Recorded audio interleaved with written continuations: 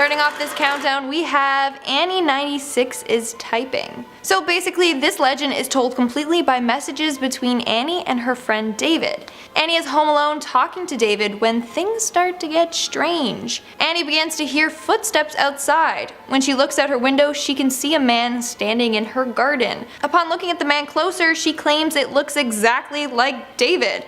But she freaks out because it appears that David is talking to her without touching his phone. Then this man breaks into her house. Annie is hiding out in her closet as he calls out to her in a deep voice, saying, "Come out, Annie, I just want to look at you." The text chat ends with Annie96 going offline. The creature that was embodying David got to her. In our 9th spot, we have the choking Doberman. So this legend states that one day a woman came home to her Doberman lying on the ground, not breathing. She took him to the vet to get checked out while she returned home.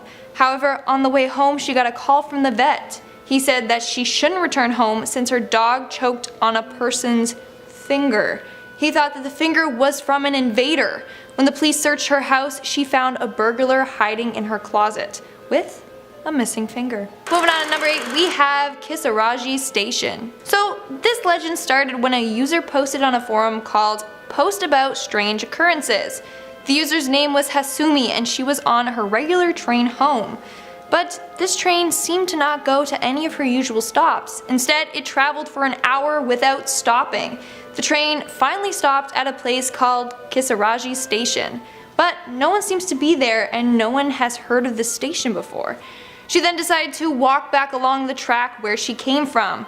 From there, she sees a one-legged old man before he quickly vanishes. Other strange occurrences also start to happen. Her last post was, "My battery's almost run out. Things are getting strange, so I think I'm going to make a run for it. I'm going to make this my last post for now." After that post, she was never heard from again. Making our way down the list at number 7, we have the Song and Dance Man. What's so scary about singing and dancing? Well, just wait and see. So this story is told by a man named George who claims he encountered the Song and Dance Man and his horrors. Basically, this was a tall, gangling man with long, 6-fingered hands. I think that rhymed. Okay. He wore a red and white pinstripe jacket and a straw hat on his head. This man enticed members of the town to come into his tent for free to sing and dance. But as soon as the man started playing his fiddle, the people were not allowed to stop dancing. They danced for hours before people started dropping down. Once on the ground, they would be stepped on and crushed by the individuals that had no control of their body. One man ended up dying, yet his dead body kept on dancing while blood poured from his face. Eventually, the man stopped playing and let the survivors go. Moving on to number 6, we have Sally Stitches. Now, this is a chainmail letter urban legend. It surrounds a little girl named Sally whose eyes and mouth were sewn shut with a rusty needle. So, the legend says that a young girl named Ashley was bored one night, so she decided to make a fake chain email. She wrote a story about a girl named Sally who was hated by all the villagers. As a result, they threw rocks at her and teased her. That's when the girl announced to them that they will die in 3 days. The villagers who ended up picking on her ended up dying. That's when she was tied down and sealed into a mine forever, with her eyes and lips sewn shut. She finished this email with, "Send this to 12 people or else she will appear by your bed tonight with a needle in her hand." Her friends fell for it and sent the emails to their friends, including Ashley. But Ashley didn't forward the emails because she knew it was fake. However, that night she was greeted by Sally Stitches, holding a rusty needle in her hand. So, Ashley made up a story and it came to life. That's what you get for making chain emails. Don't send them, they're annoying. We are now at our 5th and halfway point with the correspondence. This urban legend is in the form of an email thread between Ross and Sean. Sean goes on to tell his friend about a weird instance of a woman following him around and watching him from inside his house.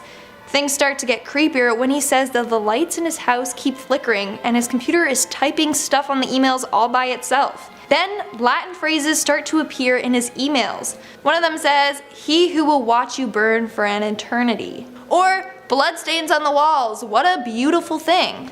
The thread ends with him claiming that he saw the old woman's face on his computer monitor. Then he says, someone is in his home.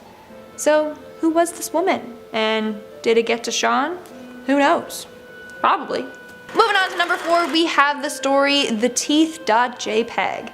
This legend surrounds a group of friends, the narrator, Josh, Lily, and Daniel. Basically, one night Lily went into Daniel's dorm to check in on him. The next day, the group had not heard from either one of them, so they decided to go check on them. When searching in Daniel's room, they came across a file on his USB titled Teeth.jpg. This image was quite disturbing. It was a weird, distorted image, red in color, with a creature with their mouth wide open. Now, the day progressed and they still hadn't heard from Lily. They were getting scared because the last text that she sent was to her girlfriend and it said, "Help me." Thinking Daniel was to blame for her disappearance, they did more snooping. That's when they found a bunch of photos of Lily and pictures of an abandoned place and a train ticket. They followed these clues to an abandoned house. In the cellar, they found Lily. She was strapped down to the table. One of her arms was on the verge of falling off. The other arm was already completely gone. Lily's face was forced back. Her eyes had been gouged out and were filled with black wax. Her jaw was forced open and her teeth were ripped out and then rearranged and put back in. Turns out Lily was the girl in the photo on the USB, and Daniel had tortured her, and he claims that it was for the sake of art. In our third spot, we have room 733. So this legend surrounds two college roommates, Lydia and Becca. They get assigned a room next to a room called the suicide room. Apparently, this room is now turned into a storage closet. But before that, 5 students either jumped to their death or hung themselves. People believe that something in that room makes people kill themselves. The girls end up hearing weird stuff every night, from scratching on the walls to the windows opening and closing to whispers. One of the girls even looked under the door to see a large yellow eye staring back at her. After multiple failed attempts to get their room reassigned, Becca decided to investigate. That's when she found out that the school underwent construction to build another hall. As a result, they moved the room numbers down, meaning that in reality, Becca and Lydia were staying in the suicide room. When she returns to her dorm, she discovers that her roommate Lydia had jumped to her death. This legend is actually really well done. I think it would make a great movie. Up next at number 2, we have the No End House. Basically, this legend surrounds a man named David who decided to embark on the task to reach the last room in a place called the No End House. All he had to do was get through each room and he would be rewarded with $500. Easy, right? But little did he know how much he was in for. The first couple of rooms he claimed were the easiest. Seems like it was just decorated with cheap Halloween decor. Door 3 was when everything changed. The room was filled with shadows, yet David didn't have one of his own. Door 4 was completely pitch black and filled with dead silence. He couldn't hear or see anything. He couldn't even hear his own breath. Door 5, he was struck with the sensation that bugs were crawling all over his body. He could hear and feel them, but he couldn't see anything. He continues through all the doors until he reaches door number 9. In that room, he says he was in hell. When he finally escaped, he took the money and returned home, until he saw the number 10 etched into his front door's house. So, what do you say? Would you be down to go through this haunted house? But it kind of reminds me of the McCamey Manor house, if you guys know what I'm talking about. And in our number 1 spot, we have Dear David. So this story was posted in a forum of tweets from a man named Adam Ellis. He tweets about his scary experience of being haunted by a disfigured boy who must be addressed as Dear David. Over the course of 3 or 4 weeks, Adam shares what's been going on and even attaches images, videos, and audio files as proof. It starts off with this boy only appearing in his dreams, before crossing over into real life. The first time he saw this boy was during sleep paralysis. He claimed that the boy was sitting on his green rocker watching him. Then he had another dream where he was talking to a girl. This girl told him that the boy was dead. He only appears at midnight and you can ask him 2 questions if you say Dear David first. But if you ask him a 3rd question, he will try to kill you. He ended up asking some questions and found out that he died from an accident in a store where a shelf fell and crushed his head. Then, strange occurrences continued to happen. His cats would gather every night at his door and would whine. The tweets go on and on. He downloaded an app that takes photos every minute while he sleeps. That's when he first got a picture of David standing in the corner of his room, staring at him. Later, photos reveal David practically on top of Adam while he sleeps. It's actually really creepy. Adam ends the tweet saying he is okay, but the tweets are shorter than usual. So people theorize that David finally got to him and is possessing him. And apparently, this is now being adapted into a movie, so I'll definitely be watching that when it comes out. Starting off at the top of our list, we have Mr. Widemouth. Now, this creature looks like a mixture of Furby, the Cheshire Cat, and a gremlin. It has a large mouth with sharp teeth, crooked ears, and glowing eyes. Apparently, Mr. Widemouth befriends kids and tries to convince them into doing dangerous tasks like harming themselves. It is said that he will hide underneath kids' beds and come out when their parents aren't around. He is nice to the children to develop trust before luring kids into danger. Honestly, I'm scared enough of Furbies as it is, so no thank you. Moving on down, at number 9, we have the Facebook messages. This legend surrounds a man whose deceased girlfriend was contacting him through Facebook. Apparently, Mark Zuckerberg has the power to connect people to the afterlife too. This story has been circulating the internet for quite some time, and people still don't know what to think. So, a man named Nathan posted the story along with the messages he shared with his girlfriend. Apparently, on October 7, 2012, his girlfriend Emily passed away in a car accident. 13 months later, Nathan started to receive messages from her Facebook account. He claimed that it was only him and Emily's mother that had her account information. The messages started out with Emily repeatedly saying hello. Nathan first dismissed these, thinking that Emily's mom was just accidentally messaging him from her account. But these messages persisted. Then Emily tagged herself in Nathan's photos, even though she wasn't even present in the photos. Then Emily started messaging Nathan what seemed to be random sentences like "cold out," "I don't know what's happening," or "garage side door." But these in fact were just recycled messages from their chat history. Now, Nathan didn't know what to think. He didn't know if it was just a hacker or if his girlfriend was trying to contact him. He even contacted Facebook and they told him that the only locations where the account was being accessed from was his house, his work, and Emily's mom's house. This continued on for a while until one day he was sent a photo. It was captioned "freezing" and showed Nathan sitting at his computer. This photo was taken from outside of Nathan's house. Freaky.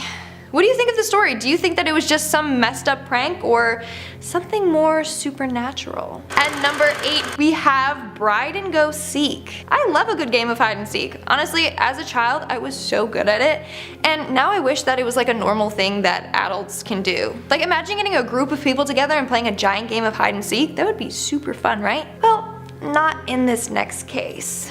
After getting married, a bride and groom decided to play the typical post-wedding party game, hide and seek. Now, they had the wedding at the bride's big childhood farmhouse, which was perfect for hide and seek.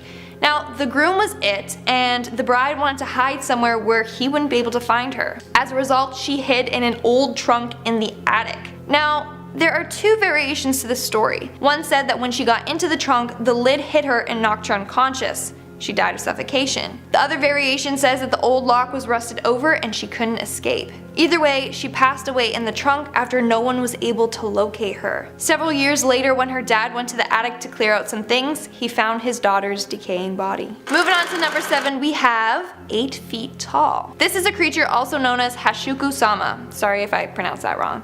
Basically, this creature is super thin and tall. Just as the name suggests, it is 8 feet tall. Now, she appears to be an attractive woman on the outside, but she is far from being human. This creature is known to trick and abduct kids. It is said that anyone who sees her is doomed to die in the next few days. She is said to have long black hair and is typically seen wearing a white summer dress paired with a wide-brimmed hat.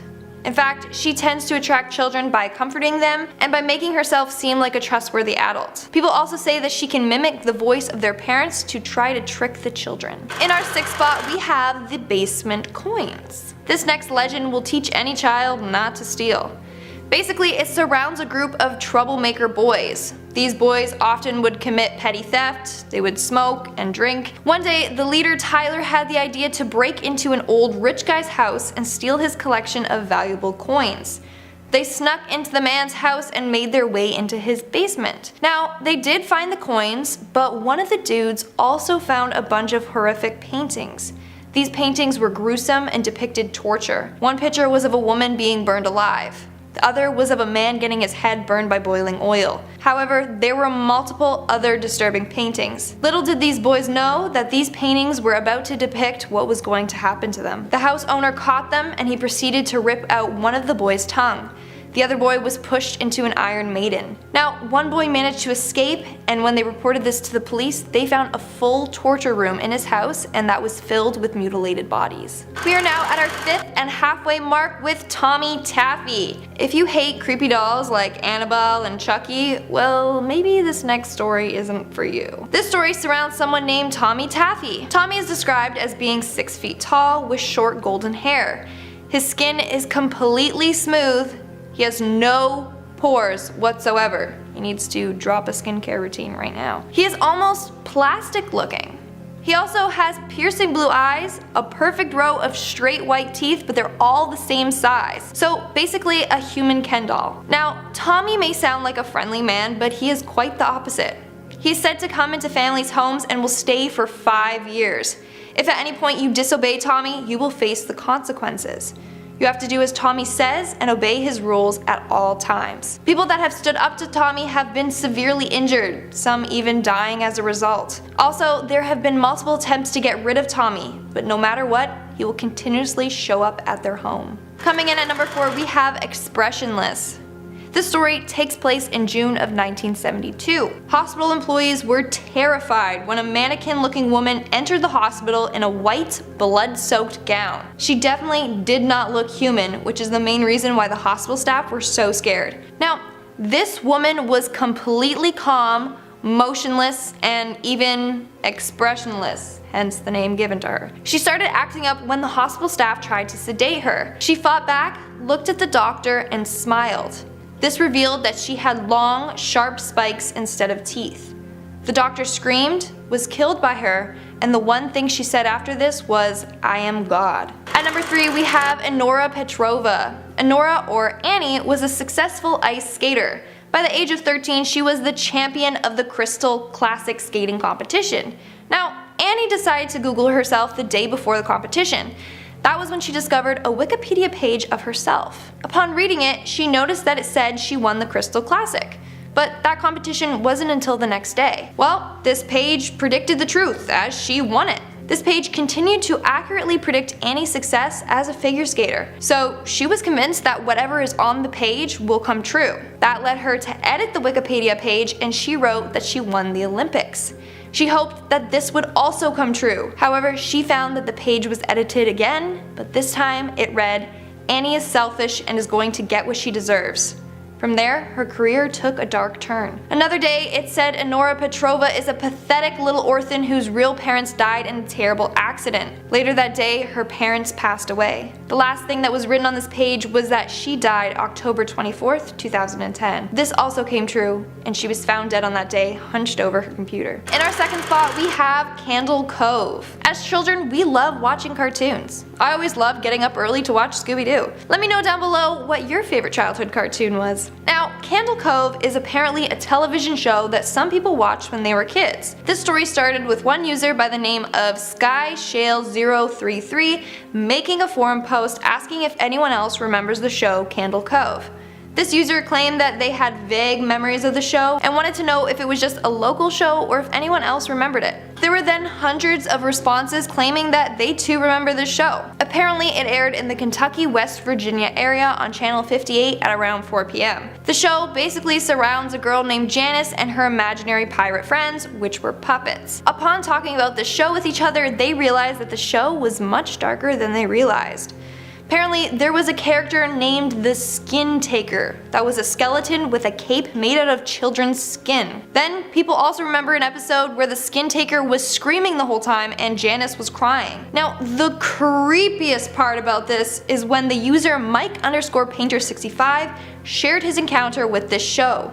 He said that he went to visit his mom in the nursing home and asked her if she remembered this show. The mother said she remembered it, and then stated that she was surprised that he still remembered it. She claimed that her son would say, "I'm going to go watch Candle Cove now, Mom."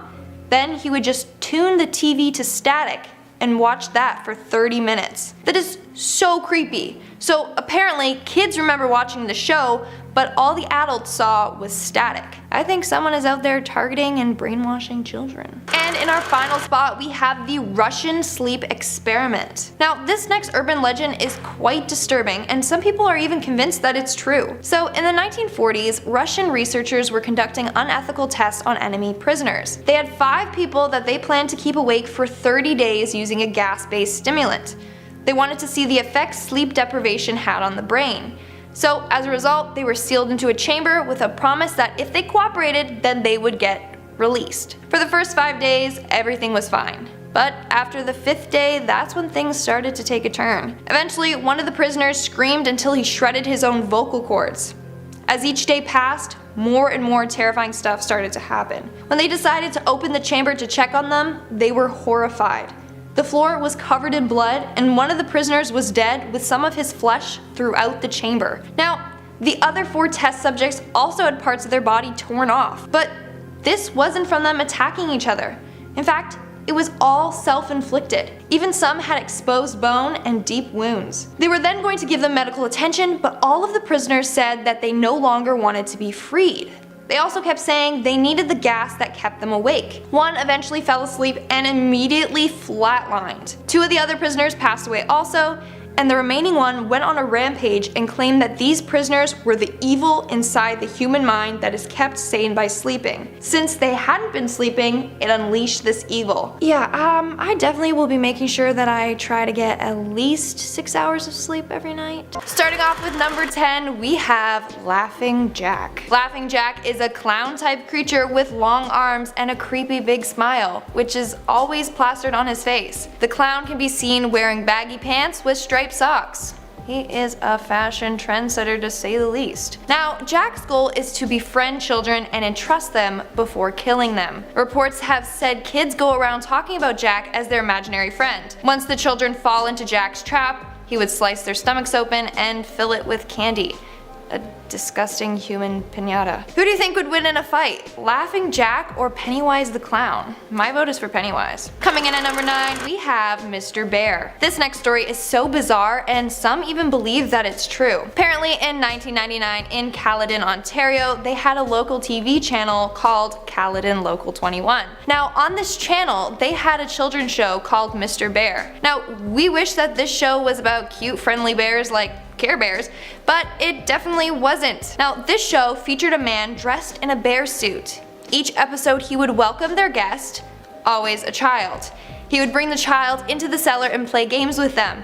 It is said that he used the show to lure children to him. Some people claim to remember the show, other people have gone as far as to creating some episodes in a parody type fashion. I just find this very disturbing. For number 8, we have Charlie Charlie. Have any of you heard the saying, "Charlie, Charlie, are you there?" Well, it's part of a game designed to apparently contact the ghost Charlie.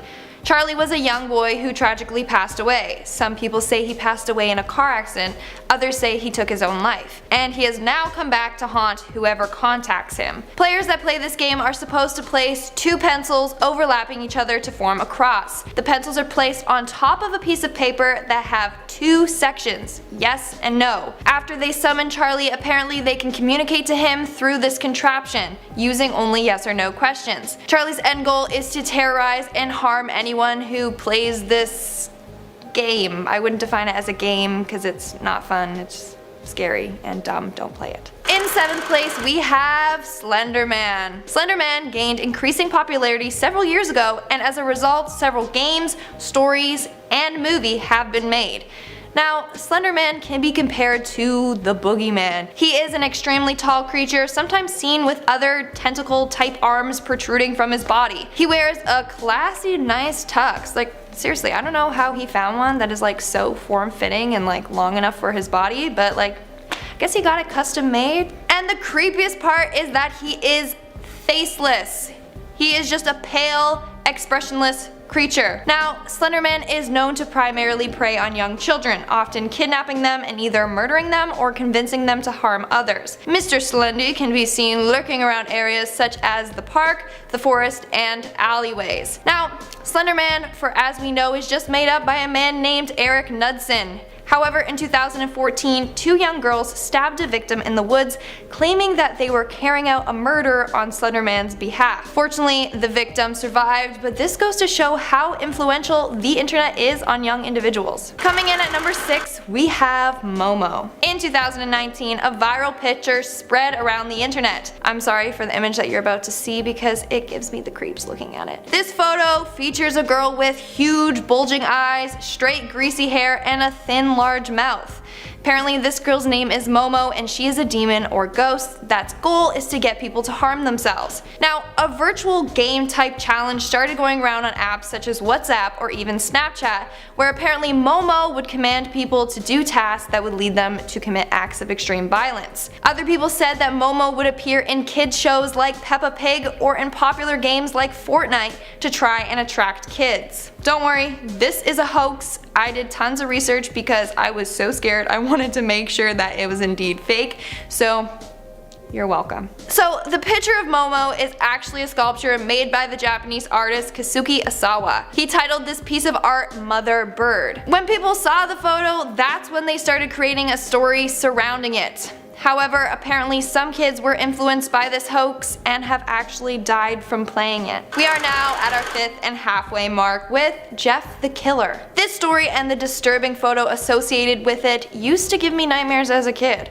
Like, I would be terrified to open my curtains with the fear that Jeff was just lurking on the outside of my window. So apparently the story goes like this. Jeff was a young boy whose face was burned off with acid and then he was set on fire. His face became extremely terrifying looking, but he actually loved his new appearance. He also tried burning out his own eyelids and carved a smile up his cheeks. He often is seen wearing dark jeans and a white hooded sweatshirt that's stained with blood. Jeff hides in children's closets, tells them to go to sleep, and then when they do, he creeps out and murders them. In our 4th spot, we have Bloody Mary.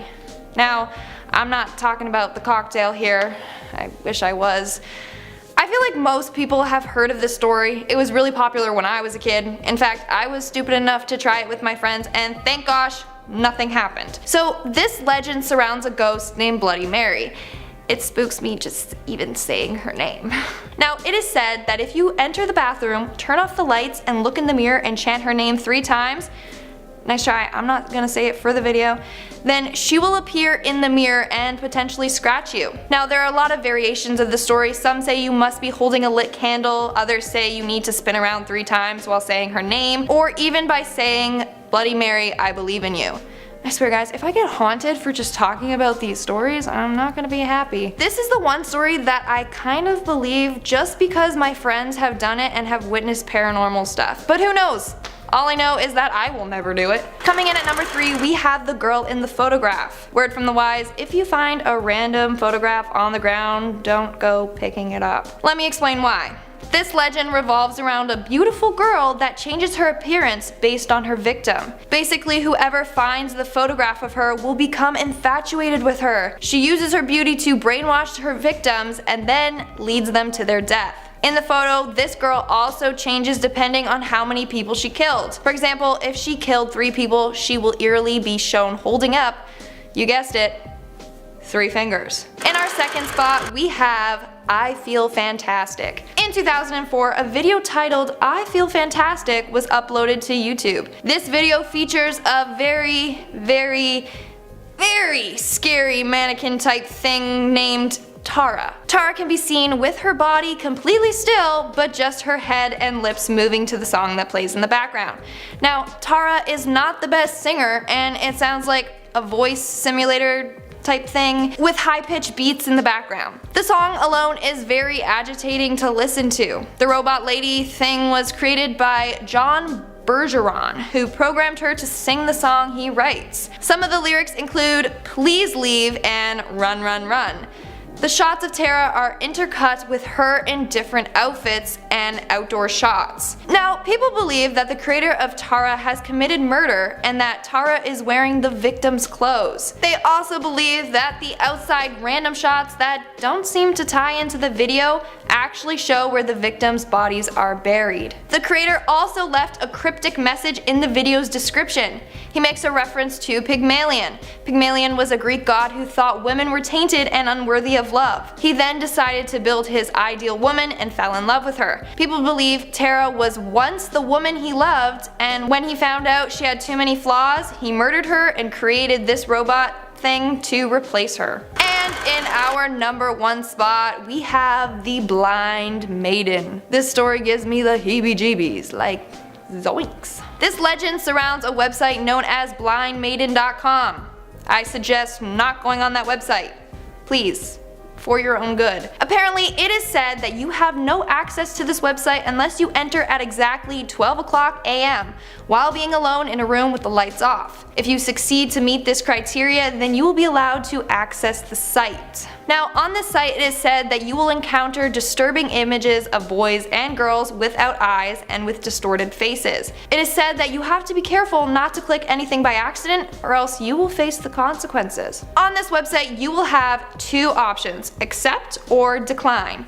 If you accept, then the monitor will change and display someone approaching your house. Then the video footage will change again and you will see a live footage of your back as you feel someone behind you. If you turn around, the maiden will rip your eyes out and take your picture. You will then be a part of the numerous other photos of eyeless individuals on the website.